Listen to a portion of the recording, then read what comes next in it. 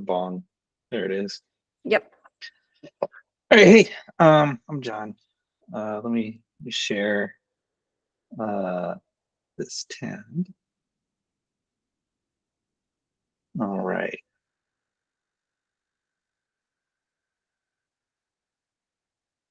Yeah, cool. Yeah, so hey, I'm John. That's me. Self-portrait. So let's just dive right into it. So do you struggle with detection? Do you long for meaningful network metadata? Well, today I'm going to show you a whole bunch of stuff. I'm going to zoom through this a little bit. I have 240 slides, so we're just going to dive right in. So I'm going to show you how to detect, prevent over the next like 45 minutes. Sliver, Havoc, Metasploit, Crackbot, Peekabot, Darkgate, malware, right? Malware C2 servers, reverse SSH shells, session hijacking, stolen API secrets, inbound bots, hacking tools, DDoS tools, phone scanners, inbound connections from VPNs, tunnels, and a bunch more, all without breaking encryption, just listening to the network traffic, looking at it on Archemy. I'm going to do all that over the next 45 minutes. So don't blink. But before I start, I'm gonna get in my DeLorean here and fly back to 2020 to kind of give you a background about me and where I've come from network fingerprinting. So in 2020, together with my team at Salesforce, Andrew Smart, RJ, not only Mike Brady and Caleb, we created this thing called JARM, which is Active TLS Server Fingerprinting Tool.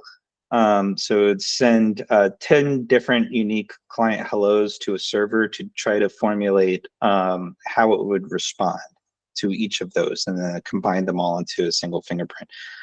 So that worked really well, and that ended up getting built into a lot of internet scanners, as you would imagine. It's used by, Google's VirusTotal, Census, and Palo Alto, and Shodan, and all that sort of stuff. So it's built into a lot of products, very successful. So that was John, but let's go back even further, back to 2017. That's where I created JA4 together with Josh Atkins and Jeff Atkinson, also back at Salesforce. And JA4 is a passive TLS client fingerprinting method, and that got built into everything that handles network traffic, essentially. So you name it, it's in a bunch of AWS products, it's in a bunch of Google products. It was, of course, Archemy was probably one of the first tools to pick it up. So yeah, it was built into everything. But JA4 is old and this is from the JA4 repo, Salesforce's repo. They've updated to say that the project is no longer being maintained, and they basically EOL'd it and are pointing towards JA4. So that's what we're going to talk about today, JA4 plus network fingerprinting. So here's the fingerprinting suite. So it's no longer just TLS client fingerprinting, it's a whole bunch of stuff. So of course we have the JA4 TLS client fingerprinting. This is a direct replacement of JA4. Then we have the JA4 server, the TLS server response fingerprinting, HTTP client fingerprinting, latency measuring, X509 TLS certificate fingerprinting, SSH traffic fingerprinting, TCP, which is operating system device application fingerprinting, depending on what's happening, what you're looking at, the server response, and then active TCP server fingerprinting tool called JA4 TCP scan, with many more in development. This is just what we got so far. And then this is what I will call them for short. So JA4, JA4S, JA4H, JA4L, just easier, but these names can be used interchangeably. So we'll start with JA4, the replacement for JA4 TLS client fingerprinting. So before I dive into how that works, I want to do a quick refresher on how TLS works. So I've got my network diagram here. So you have a machine in the corporate network on the left, server on the internet. In the middle, you got NIDS or something, Archemy. So first, if the client's connected to a website, first the client sends a SYN. to the server responds to NAC, client responds to access, TCP three-way handshake. Then the client, following the TCP three-way handshake, will send a TLS client hello packet to the server saying, hey, I want to talk in TLS, and here's how I would like to do it. Here are all the things I support. And if the server is listening over TLS and supports those things, it will respond with its TLS server hello packet saying, hey, okay, we can talk TLS. I choose this cipher. I choose these extensions, etc. And then it will send its X509 subject and issuer, except that's not how it works anymore. That was TLS 1.2. So now we're on TLS 1.3. So how TLS 1.3 works.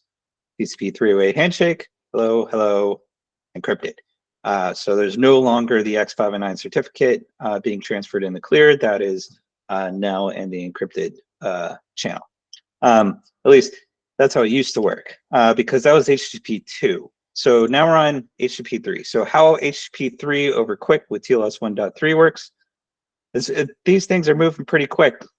A lot's changed since 2017, JA4. All right, so first, there's no TCP three-way handshake. The client is sending a UDP init packet. This init packet includes the TLS client hello message inside the UDP init packet. So the server doesn't even need to exist. This UDP packet goes out into the ether, includes the client hello, which means that you can just fingerprint that TLS client without even needing the server to exist. Let's say the server does exist and it is listening over QUIC. Then it will respond with its init packet, which contains that usual TLS server response hello packet. And then there's some back and forth, and then eventually it becomes encrypted. At least that's how it used to work. Google's changing this like every day. So now we have how HTTP3 over QUIC with TLS 1.3 using extension randomization on Chrome with encrypted client hellos via secure DNS over Cloudflare. And you know, at this point, I'm like, whatever.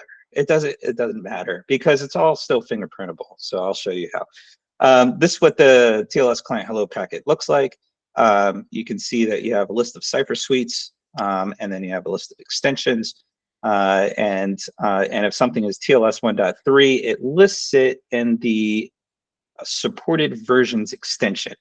So you can see at the top here, it says TLS 1.2, but because of the way they made the RFC, they can't change this. So this becomes a TLS 1.2 client hello packet with TLS 1.3 supported.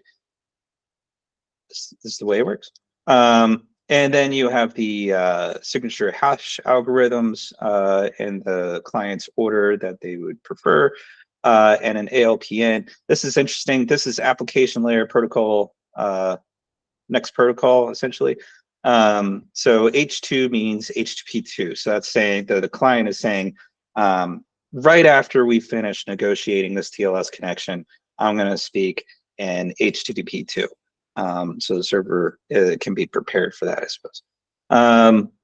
This is a QUIC packet. So because QUIC is only TLS 1.3, it only supports, this is Chrome, by the way, it only supports the 3 ciphers that are in TLS 1.3 that are officially supported. However, QUIC still has, you know, a plethora of interesting extensions that are juicy and nice to have and help with fingerprinting. This is an encrypted client hello. So there's no such thing as an encrypted client hello. It's not real. Even in the RFC, they say that all this is just replacing the server name extension, the domain that's listed in the server name extension with some generic domain. So you don't know what the actual true destination domain is. However, the rest of the client hello is very much in the clear and still very fingerprintable. So it's not an encrypted client hello. So here's what the JA4 fingerprint looks like, and all JA4 plus fingerprints are split up in this sort of A_B_C sections, and that has a lot of value for doing searching and research later, and I'll talk about that in a second. But just dive through how this is made up and how you can read JA4 fingerprints. The first part is the protocol, so it will be a T if it's over TCP, Q if it's over QUIC. Then the TLS version, so 1.2 would be 12, 1.3 is 13. So this is TLS over TCP version 1.3, going to a domain, D domain, if the SNI exists. If there's no SNI, then it's I to an IP.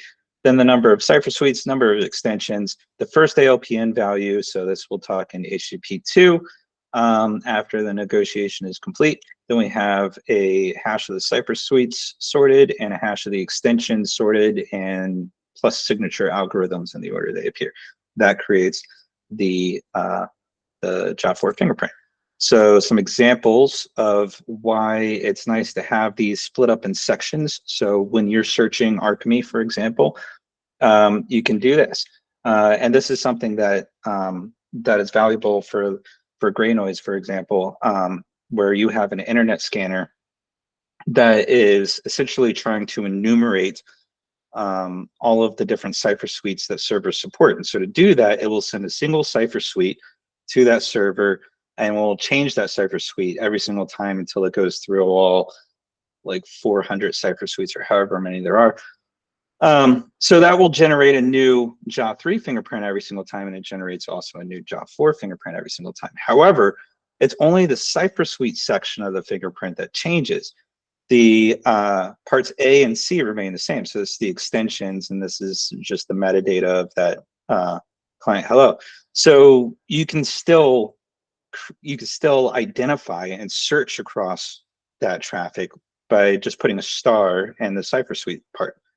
And this is true for all of the JA4 Plus fingerprints. So now you have a single search to be able to identify all of that scanner traffic. So examples, here's what Chrome looks like over TCP. Here's Chrome over QUIC. Here's Chrome where it has a pre-shared key. That means Chrome has visited this website before.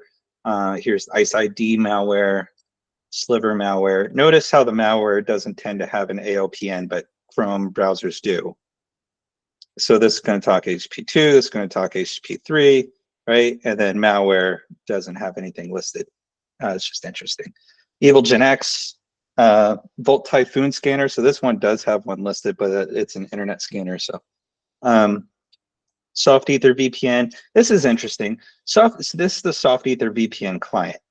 The Soft Ether VPN client is only meant to talk to the Soft Ether VPN server, right? They're a pair. Yet for some reason it supports 88 cipher suites. Like, what's it going to talk to? It's only talking to its own server. So that's weird, but it's an anomaly, and so that's why I find it interesting. So yeah, let's move on to the server response fingerprinting. This is what that looks like. Again, T for TCP, Q for QUIC. So this is TCP version 1.2. For extensions, and ALPN chosen is none, so it hasn't chosen one. This is so if a client sends multiple ALPN saying we can talk HTTP2, HTTP3, speedy, whatever, the server can pick one of those, and sometimes it does, and that'll be listed here, or maybe it just won't say anything. The next part is the cipher suite chosen. This is in hexadecimal, so you can do a lookup against the cipher suite list to know exactly what cipher suite the server chose to use. This is great for logging. You can just look for JA4S_B through your logs, let's say within your production network for compliance reasons, and you can say, all of our servers are communicating over these cipher suites, and here are all of our logs. None of them are communicating over the weak cipher suite, and that just makes that compliance search easy. Then it's the truncated hash of the extensions in the order they appear. So some examples of the server response. This is again the Soft Ether VPN client. Here's the server response. ICE ID malware and its server response. Adigy device management. That's like a Apple device management. And sliver malware. Now notice how Adigy device management and sliver malware have the same JA4. That's because that JA4 is actually the client fingerprint of the underlying, what's the word I'm looking for? It's the library that was used to build the application. So this is actually the JA4 fingerprint of Golang. So Adigy device management and sliver malware both made in Golang, and so this is actually a fingerprint of Golang. However, the JA4S, the server response, is different depending on Adigy device management and sliver malware. And so combining these two together, not just looking for this JA4, but looking at this JA4 and this JA4S, makes it so that you can build a better fingerprint and reduce false positives looking for sliver malware or Adigy or whatever. Moving on to HTTP client fingerprinting. This is a big fingerprint. Not all of it is needed depending on what you're looking for. So you can use some wildcards here, but I'll dive into it. It's pretty easy to read, actually. So the first part is the HTTP method. So get is GE, put is PU, post, PO, etc., so on and so on. So this is a GET request over HTTP version 2.0. See if there's a cookie and if there's no cookie. So this has a cookie. It also has a refer. Then it's the number of HTTP headers, ignoring cookie and refer because we just accounted for those in the last two spots. And then the first 4 characters of the primary accept language, or all zeros if there's no accept language, and the HTTP header. So that's interesting because browsers usually have accept languages and bots do not. So it really makes picking them out pretty easy. The next part is the truncated hash of the headers and the order that they appear. Not the values, just the header fields themselves. The next part is the hash of the cookie fields sorted, and then the hash of the cookie fields plus values sorted. And I'm going to talk in a second on what the value is of each of those. So, so this is how you can split up the JA4H fingerprint. The first 2 parts are essentially a fingerprint of the application. So parts A plus B is a fingerprint of the application. So you can see Chrome, IcedID malware, Cobalt Strike, Luma C2, Tesla browser. See these real browsers have accept languages, 2 of them, and the malware and bots do not, and that makes them real easy to spot. The browsers also have a lot more headers than the bots. So these fingerprints are fairly unique. This is interesting. Luma C2 pretends to be the Tesla browser. So Luma C2's user agent string says it's the Tesla browser. But you can clearly see that the fingerprint is, the post fingerprint is completely different and not even close to being the same. So yeah, very easy to detect. The next part is the website cookie fingerprint. So this is actually a fingerprint of that website's cookie. So you can tell what the destination is without even needing to look at the host that it's connecting to. Because most websites or applications, let's say Ubiquity, for example. So you're logging into a Ubiquity router. That is going to produce a cookie that is unique to how Ubiquity sets up their cookies for their devices. So like CNN, for example, has a cookie that is unique to CNN to how they set up their cookies for their website. So this is a fingerprint of that cookie. And how this is interesting, if you're logging network traffic coming into your application, most of the cookies should all be the same because you are specifying what the cookie should be, how the cookie should be set up, what fields should be in there. And so most of the connections coming into your site should all have the same JA4H_C. This should all be the same. And you can start to look for outliers. And why is someone connecting to this page with a cookie that is not ours or is not the way that we set it up? Now, the last section is the cookie fields plus values. So that is a fingerprint of the user's cookie. That is that user, because it includes all the values, including their session token and all of that sort of stuff. What's cool about this and logging it this way is that you can now track a user through your website without needing to log SPI data. you don't need to log their username, you don't need to log their email address or whatever it is, or their session tokens. You definitely don't want to log session tokens. So this makes, but this is a way to track them. So you can track users through your application while remaining GDPR compliant. So that's the usefulness of those. So if you're just looking for applications, you can ignore the last two sections and just look at this. If you're interested in the, what cookies are going on, you could just look at this and ignore these. Or if you're trying to track a user, you could look at this and also look at the application fingerprints and see if that user cookie, if that cookie gets stolen and ends up getting used in a different application. You would be able to detect that same cookie, new application. Session hijacking. Easy.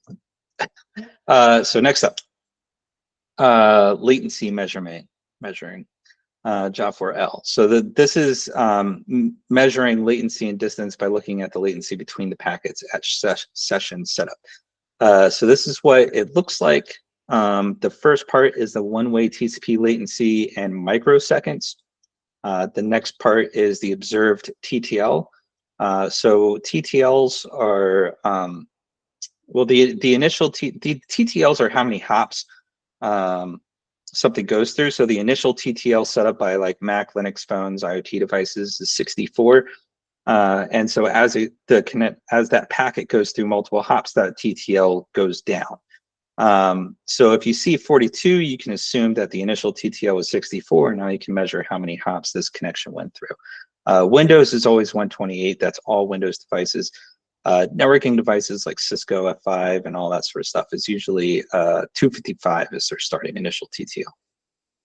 The next part is the one-way application handshake latency.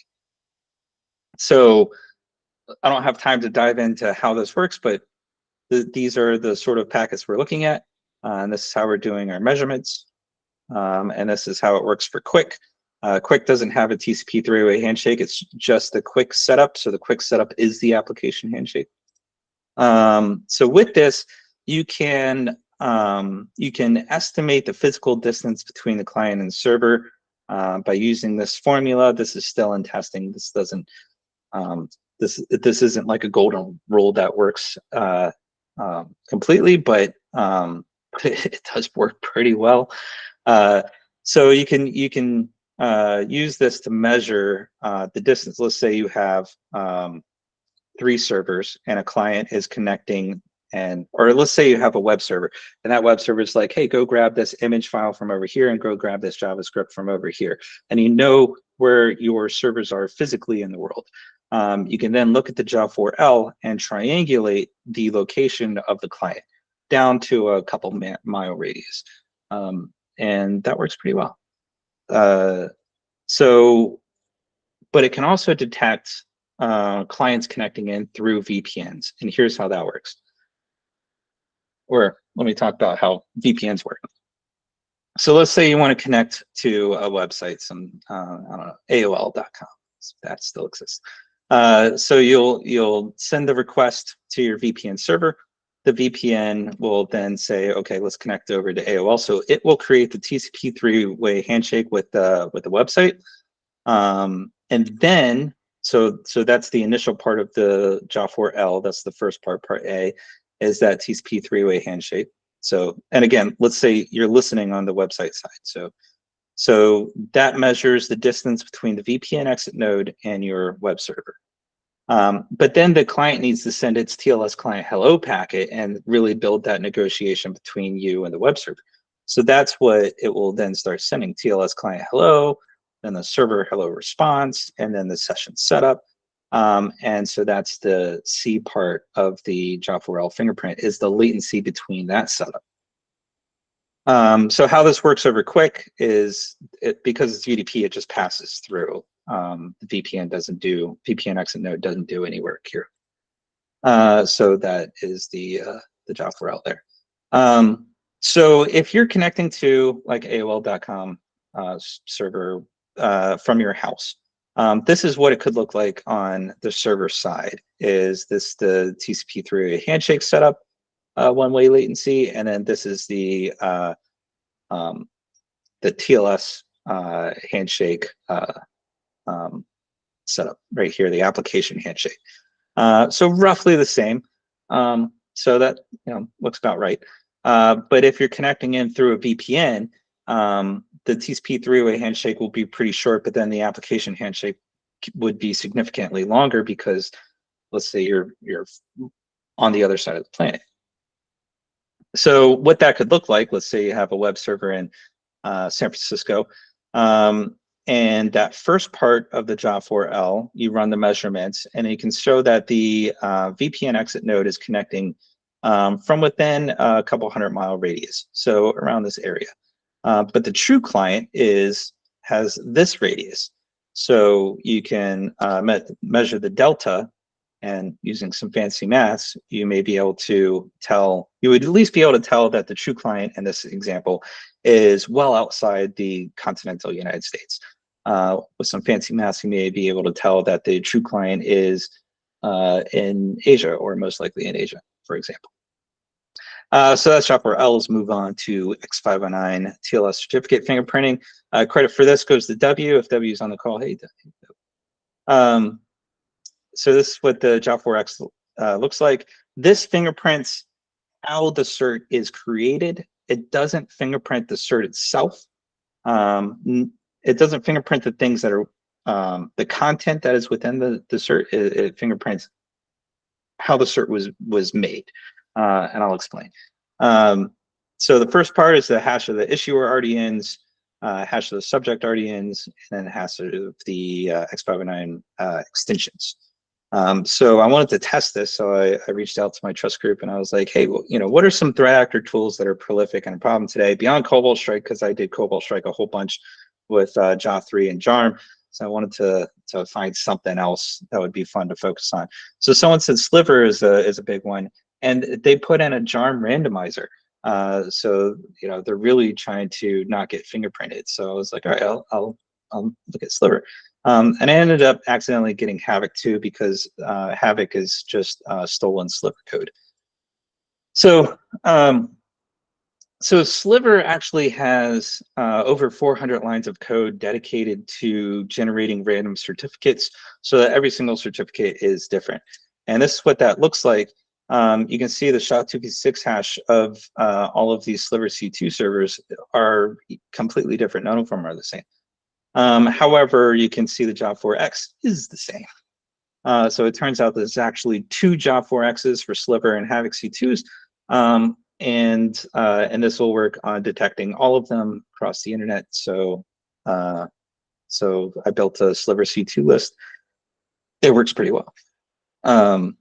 Yeah, so like, Microsoft.com.updates, networksinfo.com. That's where I get my Windows updates.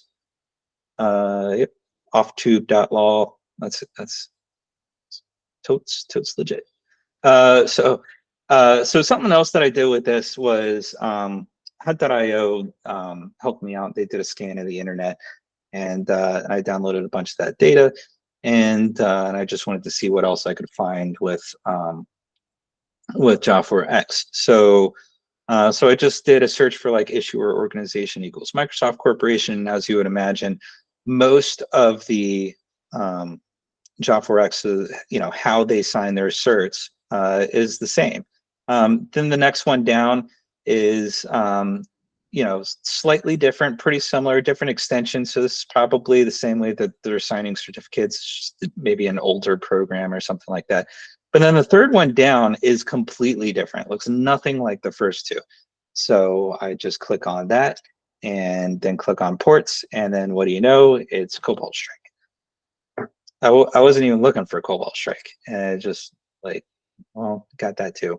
So I believe this particular variant of Cobalt Strike was called Cobalt Strike Cat. It's a Chinese version of it, but I didn't do much research to validate that. JA4X is also built into DriftNet. So like Soft Ether VPN has its own very specific JA4X fingerprint. And so that's what that looks like. And just search for that in DriftNet, and there's all your Soft Ether VPN servers. It's pretty easy. Metasploit, also the same thing. Has its own JA4X, very easy to find. Quackbot. These are all the Quackbot C2s. Now, interesting, Quackbot was taken down by the FBI, and all they did was they took the C2s and they made it so that if anyone connected to these C2s, they would receive an uninstall command. So those C2s are still up and you can find them. They didn't arrest anybody. So the malware actors, Quackbot was taken down, so they just created something new and it's called Peekabot. And so as you can imagine, Peekabot also has unique fingerprint. It has one false positive, so you have to specify that your search doesn't contain a JA4, and then you'll be able to find all the Peekabot C2s. So this is on hunt.io, which is an internet scanner, and there's all your Peekabot C2s. Easy. So yeah, that's JA4X. Move on to SSH traffic fingerprinting. And if anyone's familiar with hash, I want to say that this is not fingerprinting SSH client server applications. That's what hash does. This is fingerprinting the SSH sessions. Like, what is happening? This is what JA4 SSH is answering. What's happening? So this is what SSH traffic looks like. So like if you're typing uname space -a, this is what it looks like. The client sends padded packet to the server, 36 bytes, server responds, client responds with an ACK, right? And this happens for each time that you type a character in your terminal. So as you press the character on your key in the terminal, it sends that packet out to the server responds with that character, the letter U, and then that's when the letter U shows up on your terminal window. If you are typing and nothing shows up on your window, your client is sending these 36-byte packets to the server, and the server is not sending anything back, and that's why nothing shows up in your terminal window, and that's how you know that your session's dead, right? This is what makes up the padded payload, but we don't have time to go into it. This is what a reverse SSH session looks like. So reverse SSH session is let's say a piece of malware kicks off an SSH connection outbound out of your network that is binding a port to a malicious server, and then that server can then tunnel back through your network with another SSH connection on top of that SSH connection to have SSH access to your server inside your network, bypassing the firewall and all that. In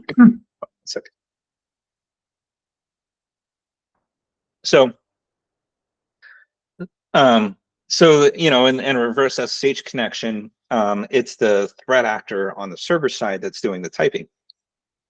So the server sends double padded connection because SSH over SSH, so double padded, but still the typing is happening from the server side to the client, and then the client responds, and the server sends an ACK.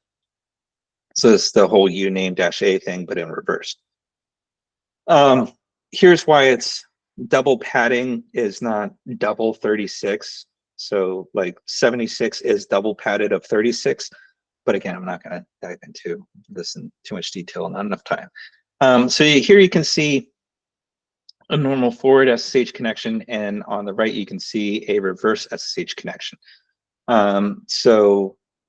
Normal padding over here for this one is 36. So a reverse SSH connection, double padded 76 as the typing happens. But here's the key. So double padding is great. That's nice to see that, but it's not a guarantee that means that there's a reverse SSH connection going on.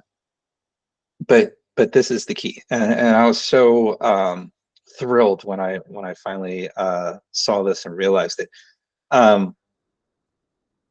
The side that is doing the requests, so in this case, the side that is typing, is the side that will send the TCP ACK packets as a response. So the side that's doing the requests will send these TCP ACK packets, right? So the client is sending a character to the server responds with that character, client says ACK, and then that's when it pops up on the terminal window, right? Well, remember that SSH is not a tunnel, it is just encrypted packets. it's not an encrypted tunnel. So the TCP ACK packets are still in the clear, like you can see them. So in a reverse SSH connection, the server sends the character to the client, and then the client responds with that character, and then the server sends the ACK saying, okay, got it, and I'm putting that character up in my window.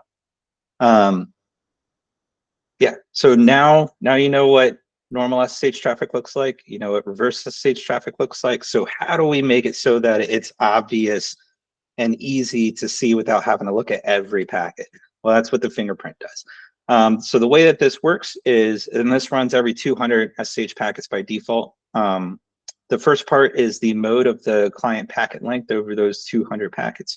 So that's the most common packet length over those 200 packets sent from the client. So 36, right? And then the same for the server side. Then the number of SSH packets sent from the client, the number of SSH packets sent from the server, and then the number of bare ACKs sent from the client, and the number of bare ACKs sent from the server. So this is TCP ACK packets with no payload, just an ACK. And again, the ACKs are sent from the initiating side, or the side doing the typing, or the side that made the request. So interactive SSH session will look like something like this, 3636. All the ACKs are from the client, 0 ACKs from the server. You know, that's what that would look like. So if you saw this and a bunch of that, you would be able to tell that this is just an interactive, normal forward SSH connection. A reverse SSH connection would look like this: double padded, 7676, 0 ACKs from the client, all the ACKs were from the server. So if you see this, that's a reverse SSH shell, interactive reverse SSH shell. And this continues on for different types of SSH connections. You'd be able to tell what's going on. So like this is a WinSCP file transfer. So, you know, the client has sent nothing, so that's C0. And then the server is maxing out the window 1460. This client sent 0 SSH packets, and the server sent all of them. The client has sent 21 ACKs, meaning the client requested the file from the server, and the server is sending the file. So yeah, so you can tell like that there's a file transfer going on, and the client requested the file. Yeah, pretty easy. So when you see these, and you see these in a list, and you can see them in Archime, you can just tell what is happening inside that SSH connection. All right, moving on. That's SSH now. JA4T, the TCP OS device fingerprinting. I'm not the first person to come up with TCP fingerprinting. This has been around for a long time. I'll say my inspiration came from POF, which you know, was last updated 10 years ago. It's pretty old. Herschel Plus was also pretty cool, but again, open source project. Hasn't seen any touching since 6 years ago. Gate is a active Zeek plugin by Charles Smutch and Brandon Thomas. That's pretty cool. What that one does is it just brings different parts of the TCP, you know, options and segment size and window size, these different parts in it, and it puts them in different sections inside Zeek logs so that it's there. But what JA4T does is it just creates this similar thing, but it creates a single fingerprint that you can use to search across and identify devices with.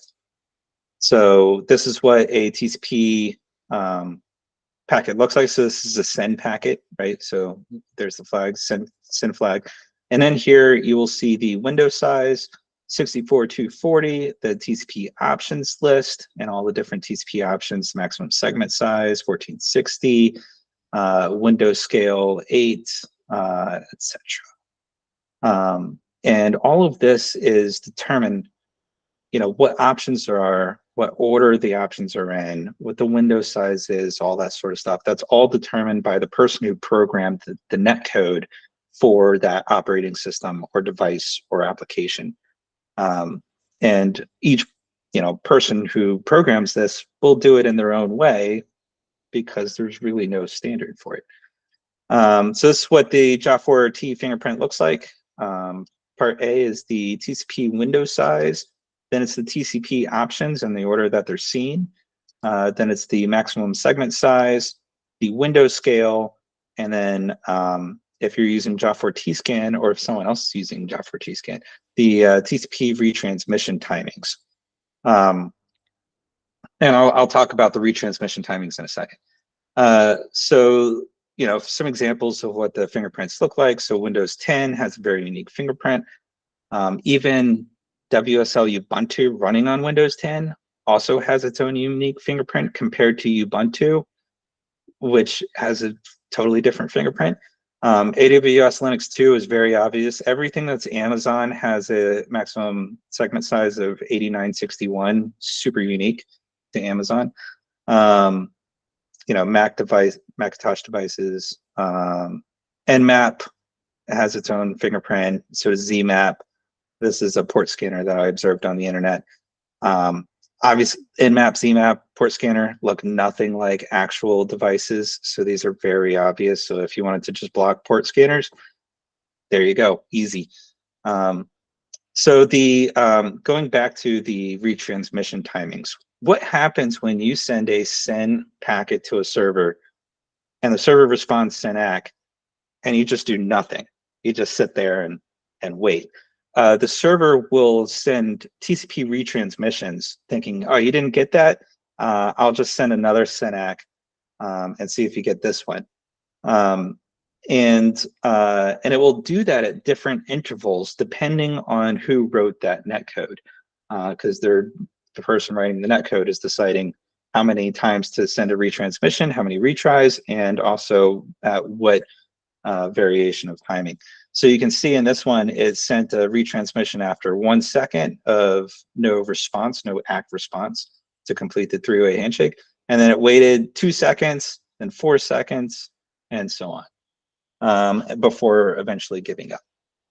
So we created a tool called TCP JA4 T-scan, and that sends out these SYN packets as like a, I suppose you could use it as a application or device fingerprinting tool, and it will send out these SYN packets and then just listen for the responses and then builds out a fingerprint based on that. So AWS Linux 2 looks like this. F5 Big IP only sends 2 responses, one after 3 seconds, the next after 6 seconds. HP ILO servers, HP ILO is nuts.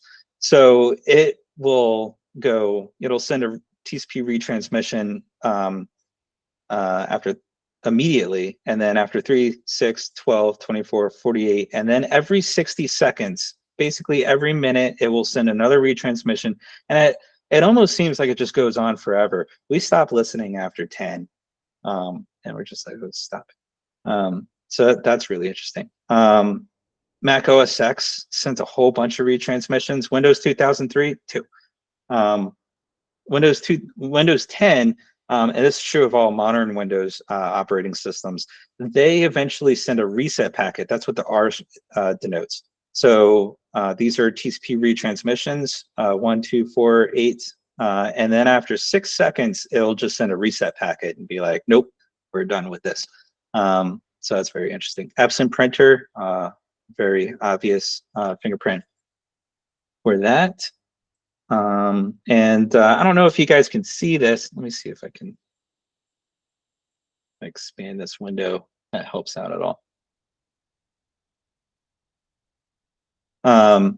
So I was just scanning the internet with our JA4 T-scan tool and against known C2s, and it was interesting what we were able to find, how some C2 frameworks, all of the servers are exactly the same. So you can kind of see how, or group of the servers are the same. So you can see, you can start to group together like threat actors and the image that they would use to build out their C2s. Like they have their standard image and they just deploy that image everywhere. And so you can start to fingerprint that image. This is actually, so this is on Archme, and this is gray noise data and I've been approved to show this. So this is what they have running internally, internal gray noise data with JA4 Plus, and this is looking at the JA4s by JA4Ts, the TCP fingerprints that they're seeing. And immediately you can start to pick out, these are the same actor. So so slightly different JA4 fingerprints, but these are the same actor. Here again, slightly different JA4 fingerprints, but this is the same scanner as well. And then all these different fingerprint values, but you can start to group them together by the scanner. So this is all the same scanner. And it's very interesting because you can see the maximum segment size, which should be 1460, is 1424, which means all of these scans are bouncing off an intermediary host. So they're bouncing this. So there's a scanning system, and they're bouncing these scans through some other system. So whatever the source IP for these scans is not the true source. True source is somewhere behind there. However, if you look for this traffic, if Gray Noise were to have the time to do this, if they were to look for this traffic and look for this fingerprint, but see where it says 1460 for the maximum segment size instead of 1424, then they will have identified the true scanning host. Pretty cool stuff. So again, do you struggle with detection? Well, here are some of the detection possibilities, right? The anomalous SSH sessions, we talked about that. Inbound bots, scrapers, purchase bots. When I was showing you JA4H, the bots were pretty obvious, and what the HP fingerprint looked like. Hacking tools, DDoS tools, vuln scanners, the JA4T was pretty good there.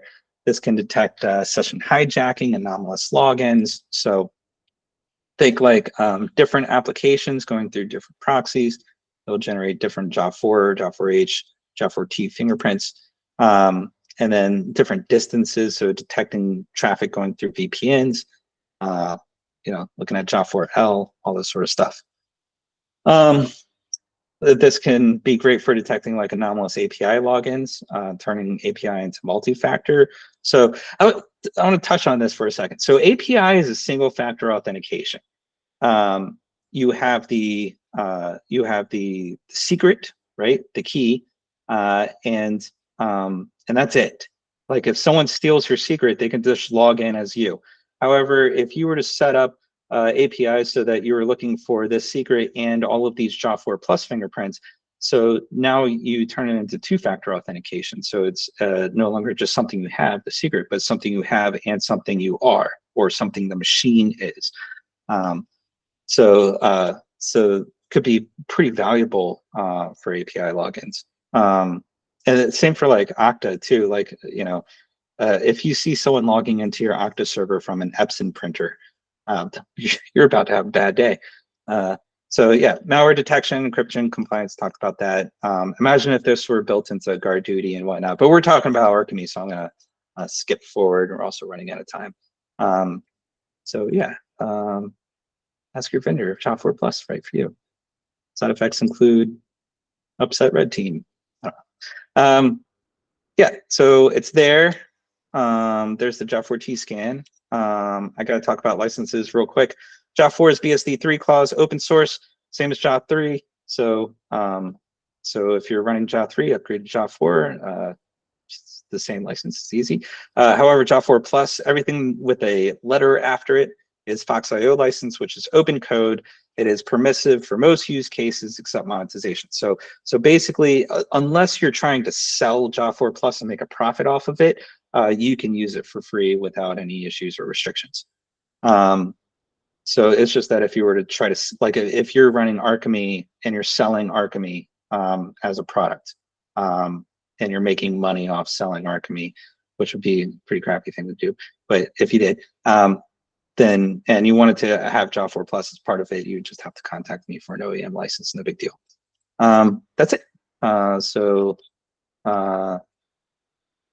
eventually what I want to get to is building the JA4 DB. So the idea is that connections can have like 7 or 8 different JA4 plus fingerprints. And eventually I want to build a system that can do this. That is just like you feed it the 8 fingerprints and it's like, okay, we detected this as a VPN connection. The client application is Burp Suite on Windows connecting via IP. The server is AWS Linux 2. The client's VPN exit node is FreeBSD. VPN exit node is about 415 miles away from the server, and the client location is 6,105 miles from the exit node. Based on some mass, true client location, possibly Asia. That's where I'd like to get it to. Not there yet, but that's where we're working on. So if you want to play with it now, it's built into all of these tools.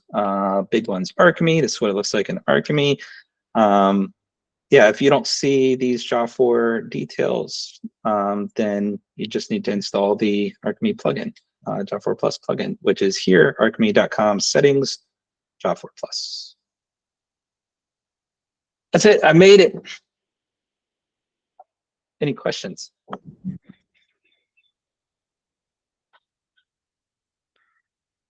Awesome. Thank you very much. Thank you very much.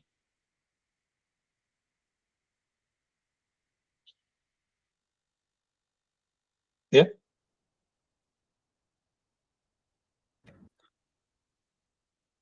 Someone needs to ask a question. Are you hiring? Am I hiring? That's completely a joke. I just wanted to say that I really, really appreciate it. And this is a really, really neat tool. I've always loved using JA3, and this is, I mean, this definitely made my week. I appreciate that. That gives me all the warm and fuzzies inside. I appreciate that that feedback. Thank you. Okay, do you want me to ask questions? This is Joe. Yeah, Joe, go for it. Okay, so we now have MPLS and IPv6 segmented routing. Have you considered looking at that? Because that is going to be the issue for zero trust over the next few years. It will also become the default on several other items. Yeah, I'll get there. We'll talk about it later. Yeah, let's talk about it later. I will say the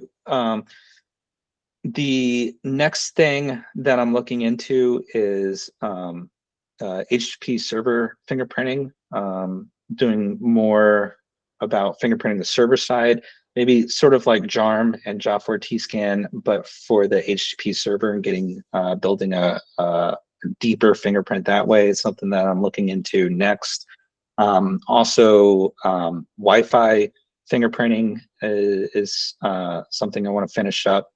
We have a proof of concept from like 2 years ago. It just needs to get finished. But yeah, the Wi-Fi fingerprinting was pretty great because it easily picks out like pineapples or what's the little device called? Name escapes me.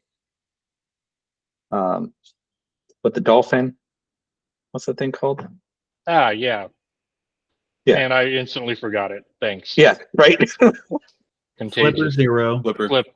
Flipper, that's the one. Yeah. So yeah, all these devices and access points are super fingerprintable on Wi-Fi. So that's another one that I want to finish up. But you may want to not just do that. You may also want to look at LoRa, which is now being used by red teams all over the country, which is hilarious. I keep on finding them. It's fun. SIG, yeah, so there's basically about 30 that you could look at that would actually provide you fingerprinting. All right. Yeah, we'll talk later about that. Are you looking at variable sizes? We now have users that are getting 9K to their buildings. 9K MTU. So your whole MTU stuff is changing because we're seeing changes of MTU to increase upwards to 40 times over the next 4 years. Okay, so you're saying this part of the JA4T fingerprint right here? Yes. Yes. Will be, yeah. So yeah, and that's the reason why I am making this very much a part of the fingerprint, because the other TCP fingerprinting tools of the past have been focused on fuzzy matching to a operating system to be like, this is Windows, this is Linux, this is Mac, and it's just this super big fingerprint that they're trying to fuzzy match down to an OS. I'm not doing that here, even though these are matching to operating systems. So like I have Windows 10, Ubuntu. But the idea is that I also want to facilitate hunting that is based on anomalies in these. So if like someone is behind a particular proxy, or someone has, is at some university and it's now 9,000 for whatever reason, that stands out and makes it easily findable and all of their traffic findable. And yeah, it's all to facilitate greater hunting and looking for those types of anomalies. Thank you, John. Thank you, Joe. So yeah, so this is the JA4 Plus mapping CSV. I think someone asked, how often is this updated? I just posted this yesterday. As you find, if you guys find JA4 Plus fingerprint mappings, feel free to do a pull request and just update this with the things that you find.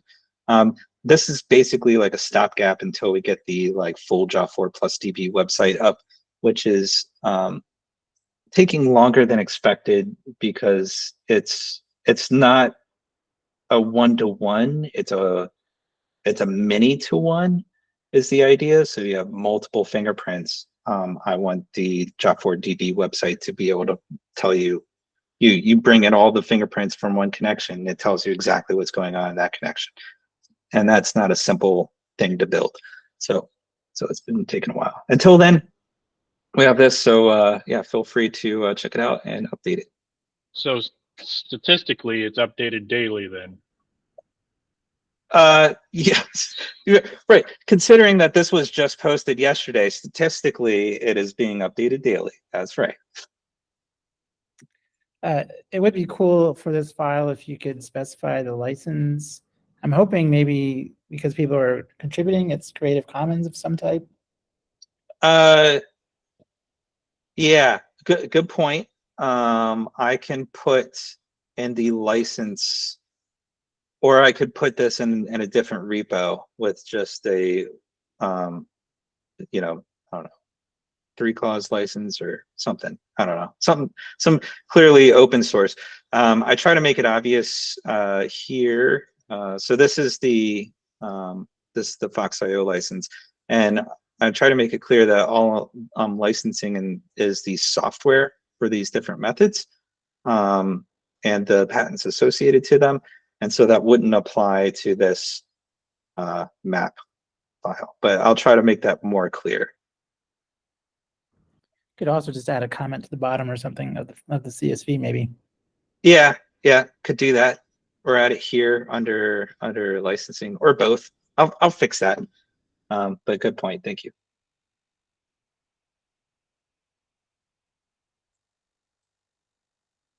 All right.